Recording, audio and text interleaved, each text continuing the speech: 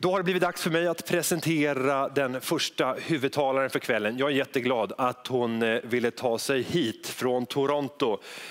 Hon har varit förvaltare under lång tid, men sen ville hon undersöka lite mer om hur finansbranschen kommunicerar och varför finansbranschen inte alltid attraherar alla på det sättet som det borde göra. Hon har valt att göra undersökningar för att se hur man på olika sätt kan kommunicera för att få igång olika typer av människor. Jag ska nu presentera en av kvällens första talare och hon heter Barbara Stewart.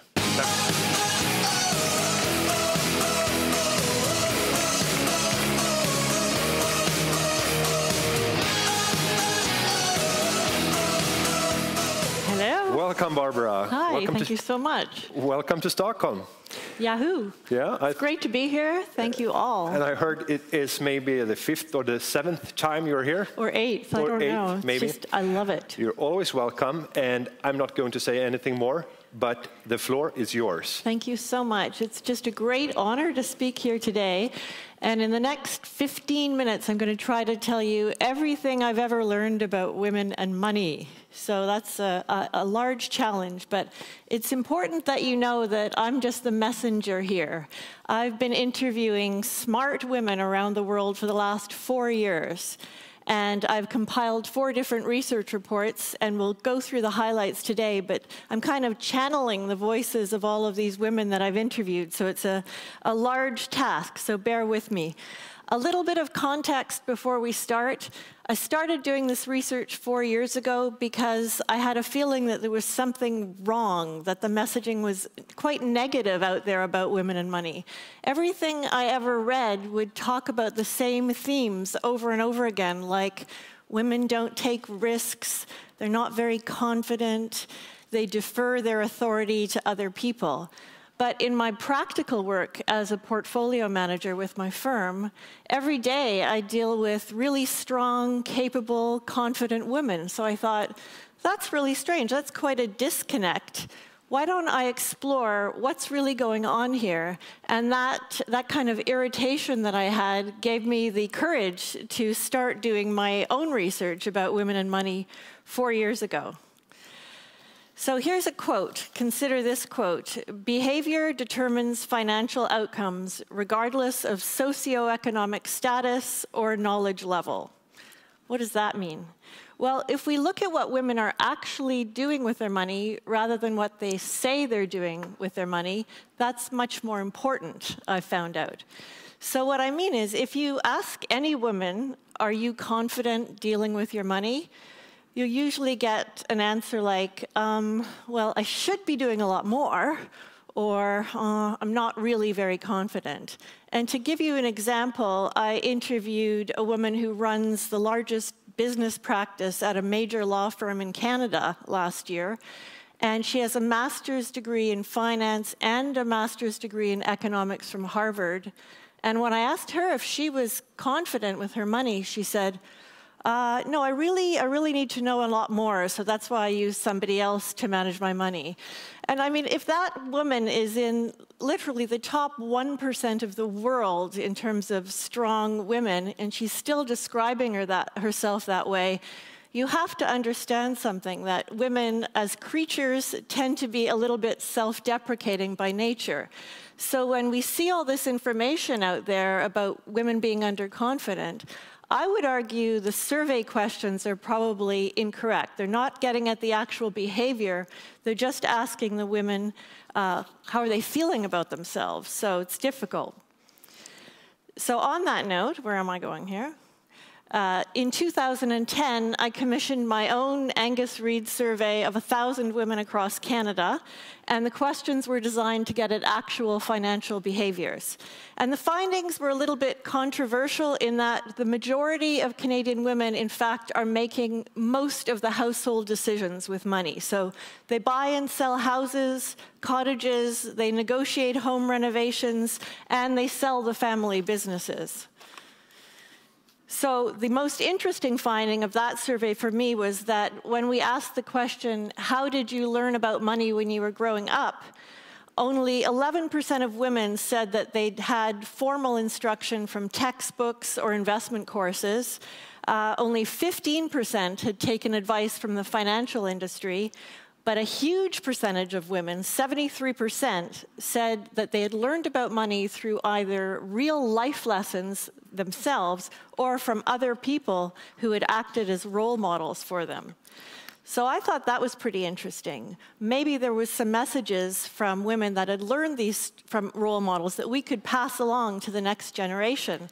So the next year I did this study, and I interviewed 50 accomplished women around the world to find out how did they learn about money when they were growing up. So if these messages had helped those women become successful, then why not pass them along? And it turned out that there were 10 themes that were in common. It didn't matter where I went in the world. I tried to be diverse by age, by culture, by place. And the most important theme, or the one that permeated across the board, was be financially independent. So someone, when they were young, took them inside and talked to them about the importance of becoming financially independent. It could have been a mom, dad, a grandparent, or it could have been a family friend. But somebody took the time to give them a message when they were in their formative years. And they said something like, you know, it's kind of common sense, but work really hard, earn your own money, get a feel for handling money. This is going to make you financially independent. For example, one of the women I interviewed in Zurich is a very successful architect there, Ortus, and she told me the story of how her parents gave her some money when she was a teenager, just handed it to her because she was going off to travel for the summer, and they wanted her to get an understanding of how to deal with her own money. And she was so excited about this that she went out and spent a lot of money on buying little gifts for her friends, going to movies and eating at Burger King for whatever reason. And the problem was that she spent way too much of this money in the first few days of her summer. So when she finally realized that at this rate she was going to run out pretty soon, the lesson stayed with her for her whole life, she said. So getting that feel for money and spending it yourself and maybe running out just stuck with her. So she's done the same thing with her kids in the summer times as well. So from there, in 2013, I decided to find out in today's world, not just when they were growing up, how are these smart women actually spending or investing their money? And so I interviewed a different 100 women this time, getting more and more tired traveling. I asked one question, and I'd like you all to reflect on this question right here for yourselves. And the question is, at this time in your life, how are you investing your time, your energy, and your money? What are you most passionate about, and why? So here we have a pie chart. You have to have a pie chart if an investment person is up here. And the statistics showed that real estate was the dominant investment for women. 50% of their assets were going into real estate. But the more interesting finding to me was that at least half of the women said that they're spending some portion of their potential retirement funds on what matters to them today, now. So rather than putting money into traditional longer-term asset classes, 25% of those women said they're investing a sizable portion of their entire net worth in a business that's directly related to their personal cause. And these personal causes could have fallen into one of three categories, which I called saving their family, investing in their kids, saving the world, maybe sustainable energy, or saving their soul, could be just a business that they're in. But some women were doing all three, multitasking as we are, and financing more than one cause. Some of you may have met Pia Anderberg here in Stockholm, and she's a perfect example of a multitasker, a very successful serial entrepreneur. Pia told me she's passionate about her family, her business, being physically fit, and travel. So what she does is she takes her 14-year-old son to the gym so they work out together. She discusses business strategy with her husband, who's her mentor, and she gets her best business ideas while she's traveling on vacation with her family. But the number one reason she said that she was an entrepreneur and invests in her own business is because it gives her freedom. And it's the freedom to decide how to run her own life, how to invest her own money, and how to spend her own money. So from all of this, a big message I have for you today is that in doing this research, one thing has become incredibly clear to me, that women are not risk averse. They are risk aware. And when it comes to investing in anything, whether it's their family, their career, or buying a house, smart women do their homework and they take risk, but they take very calculated risks. I spoke at a huge financial literacy conference in Istanbul last May, and one of the financial experts on the panel said, well, yes, women are risk averse. And I decided to challenge him on that because it's really been irking me. And I asked him in front of 700 people or something, well, on what basis do you think women are risk averse? And he was really quiet, and he started kind of stuttering and humming and hawing. And he finally said, well, I've read studies that say that. And I just said nothing, and the whole room was quiet, and it was obvious. It was this old information. So I'm pretty convinced that it's time to bury that stereotype. So last year, my 4th year of this research, I spent interviewing yet another 50 women around the world to try and get an understanding of why women are relatively underrepresented when it comes to investing in the stock market.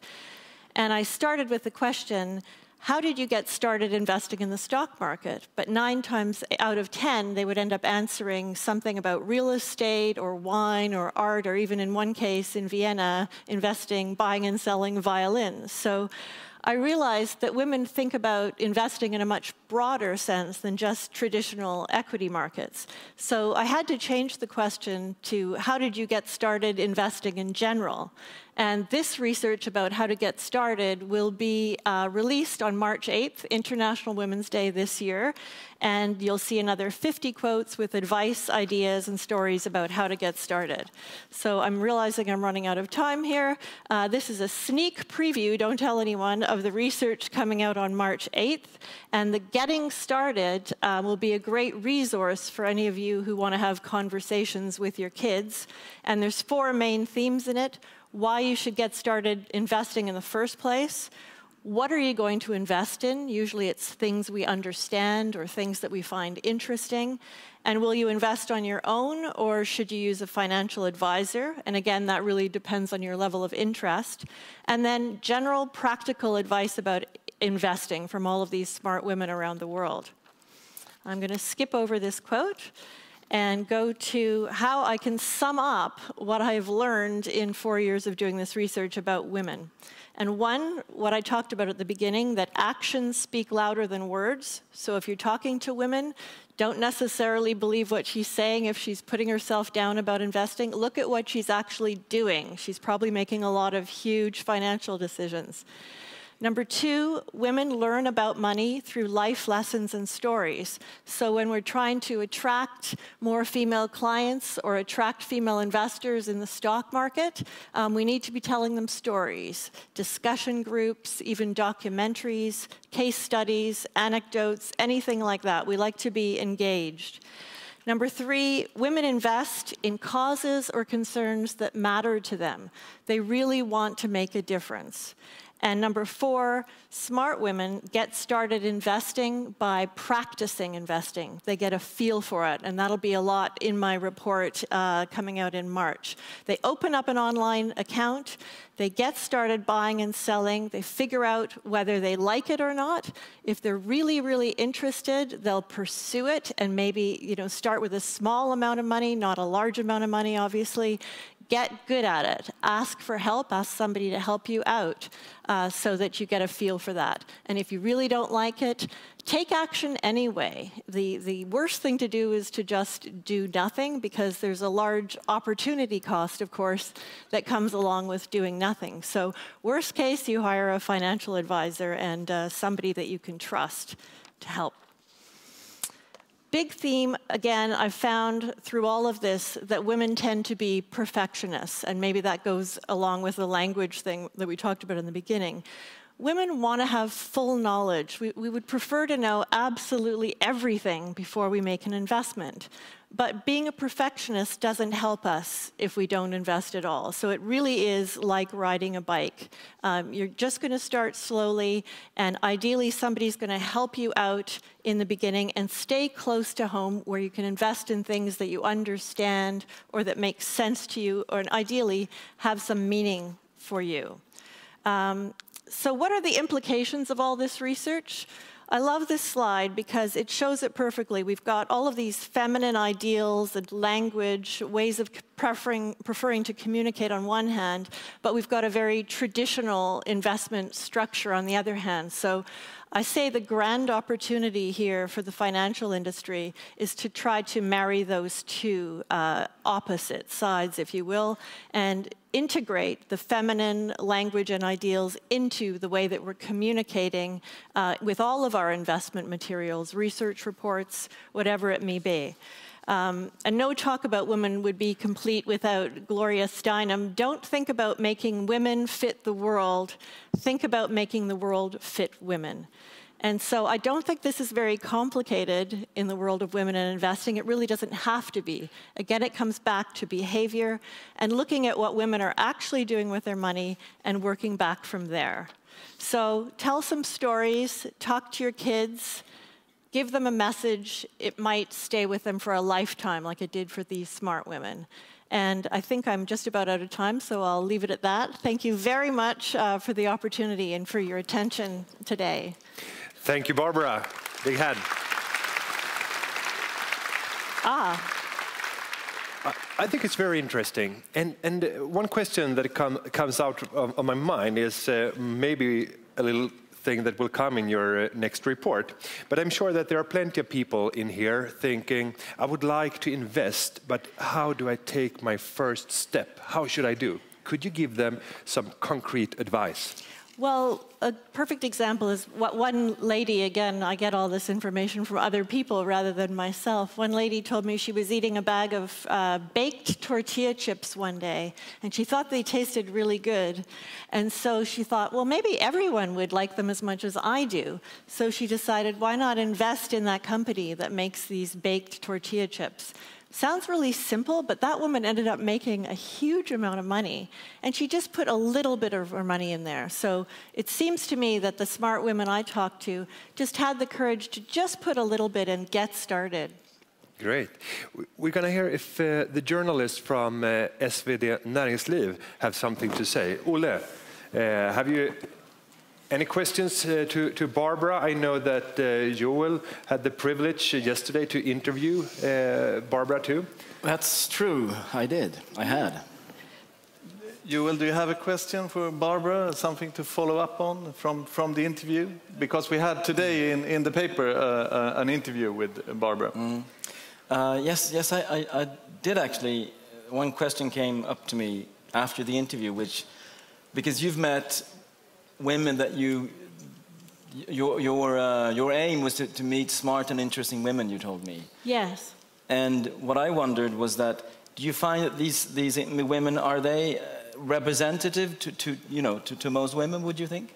I think that's a really good point, and I have to be clear that on purpose I'm interviewing what I would say is probably 20% of all women. They're very well-educated women, they're accomplished women, they're whoever I've thought of as smart and interesting women.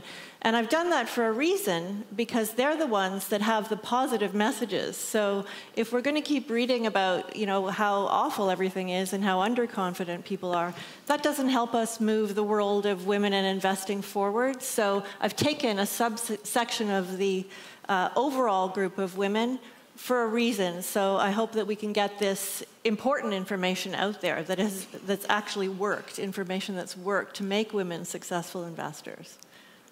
Great. Barbara, I think in your research you have found that women like to invest in causes. And as a gift, I would like to give you a bottle of champagne, because I think that that is a good cause. And probably you could be enjoying it already tonight. Thanks for coming up to Nordnet Live. Oh, my great pleasure. Thank you and sharing so much I'll good share the things champagne with my husband, who's your together next with speaker. us. Yeah. Thank you. Thank you so much, Gunter. Thank you.